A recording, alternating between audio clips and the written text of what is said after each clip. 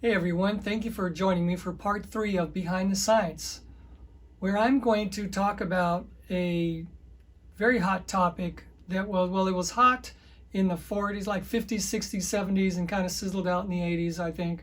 Um, what I want to go over is creationism versus the theory of evolution.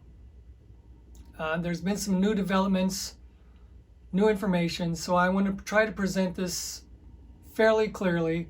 I'm going to break this down into 3 parts. My other videos were under 5 minutes, so I'm going to try to make this under 8 minutes. So bear with me. Charles Darwin, when he published his Origin of the Species document, it was a 450-page document in around 1855-56, I think. It became very popular very quick.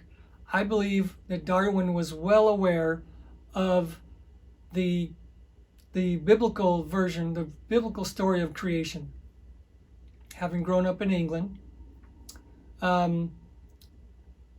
If you look at the model of evolution, it starts with the aquatic creatures and kind of graduates to living, to the land dwellers, to the land living, walking and crawling creatures.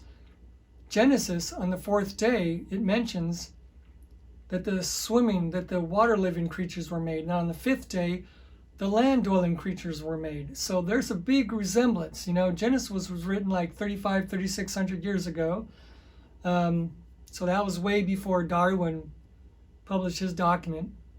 So, I just want to put that out there. So think about that for a little bit. There's another thing is that he almost married a devout Christian woman by the name of Emma Wedgwood.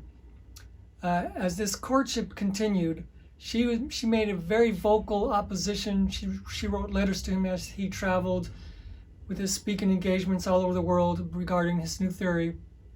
She was very much telling him that this is in conflict to what the Bible is saying. And in fact, I read a biography where somebody who knew Darwin said that the very thing that broke off this relationship, they never got married, is the very thing where Darwin got his theory from. All right, enough said on that part.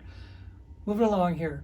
One thing that I find to be very astonishing, really, is that many historians say that the human race were hunters and gatherers, very simple, surviving using survival techniques up until like 10,000, 8,000 BC. And then suddenly we move into this whole advanced area of agriculture, architectural design for that period of time. And we start using, metal, bronze and iron, other metal for our tools. So this sudden jump from simple survival techniques to advanced ways of living, I think is something. There's something there, a lot of scientists out there who don't want to accept the creation story say that extraterrestrials came down and somehow herded up thousands of humans, or they made several visits to hundreds of humans everywhere, and they quickly taught us how to do things, or they implanted something or injected a chemical, maybe the starter chemical for DNA or something. I don't know, but sit on that for a little while. I just think that Adam and Eve, if you follow the 6,000 year timeline of the Bible, God created humans with this intelligent brain. And speaking of teaching, I don't think it was extraterrestrials that taught us. I believe it was angelic beings or the Holy Spirit that helped guide us and helped us develop these techniques and these objects and how to use the minerals of this earth to do things. All right, moving along here. The last part that I want to talk about, speaking of intelligence and DNA, there's a famous researcher and geneticist by the name of Werner Gert, who has published several books about DNA and humans and where the development, or how did DNA really get into the human beings. And I'm going to paraphrase this.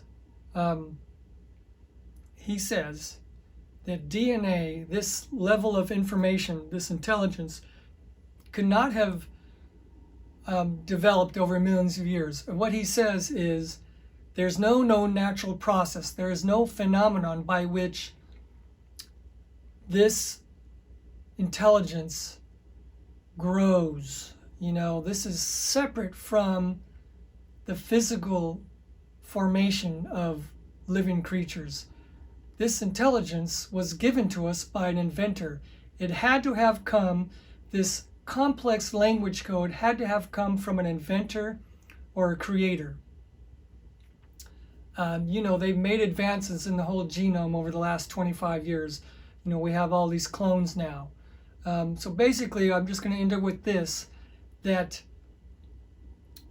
DNA, which is every living creature has its own set of DNA, which we all know now, could not have evolved over millions of years from a small little microorganism. So that's it for this part 3 of Behind the Science. If you want to see more information, go to heavenslevel.com and click on Behind the Science and Other Topics, and you'll see a page Behind the Science. You'll see a list of items where I've talked about discoveries in areas of science and the related scriptures to those. And I talk about the whole, you know, theory of evolution and creation, probably in a little more organized detail than what I just did right now. So if you want to read it more, if you want to see what I just said in a more, maybe in possibly more organized fashion, you can go there and check that out. Again, heavenslevel.com, and click on Behind the Science and Other Topics. Thank you for joining me for this final video of Behind the Science. God bless.